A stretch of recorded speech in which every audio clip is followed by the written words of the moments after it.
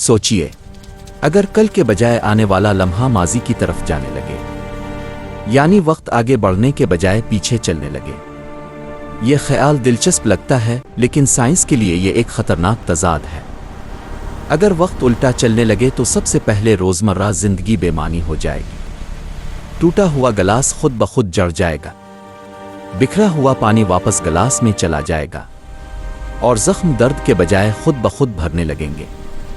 लेकिन सवाल यह है, क्या यह सब वाकई अच्छा होगा? साइंस के मुताबिक वक्त का रुख कायनात के सबसे मजबूत कानून यानी एंट्रोपी से जुड़ा है। एंट्रोपी का मतलब है निज़ाम का बिगड़ना। अगर वक्त पीछे चला तो बिगड़ा हुआ निज़ाम खुद ब खुद दुरुस्त होने लगेगा, लेकिन इसका एक खतरनाक नतीजा होगा। इंसानी दिमाग यादें नहीं बना सकेगा, क्योंकि यादें हमेशा आगे बढ़ते वक्त में महफूज होती है। यानी हम जिंदा तो होंगे लेकिन यादों के बगैर, हम बात करेंगे लेकिन मकसद के बगैर, हम फैसले करेंगे लेकिन नतीजे के बगैर। जिंदगी एक फिल्म बन जाएगी जो आखिर से शुरू होकर शुरू पर खत्म होगी। लोग कब्रों से बाहर आएंगे, बूढ़े जवान हो जाएंगे, और बच्चे आखिरकार मां के वजूद में वापस चले जाएंगे। यहां सबसे खौफनाक बात यह है कि हम किसी चीज को बदल नहीं सकेंगे, क्योंकि अगर वक्त पीछे चल रहा है तो फैसला पहले ही हो चुका है।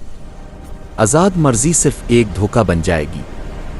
साइंस कहती है कि अगर वक्त का रुख उल्टा हो जाए तो कायनात की सारी तबीयत बेमानी हो जाएगी। ना सबब होगा ना नतीजा, ना आगाज होगा ना अंजाम, और आखिर में कायनात एक मुकम्मल खामोशी में सिमट जाएगी, जहां ना सवाल होगा ना जवाब। सवाल ये नहीं कि वक्त पीछे चल सकता है या नहीं, असल सवाल ये है, अगर हमें मौका मिले तो क्या हम वाकई माजी में वापस जाना चाहेंगे? क्योंकि शायद वक्त का आगे बढ़ना ही जिंदगी का सबसे बड़ा तोहफा है।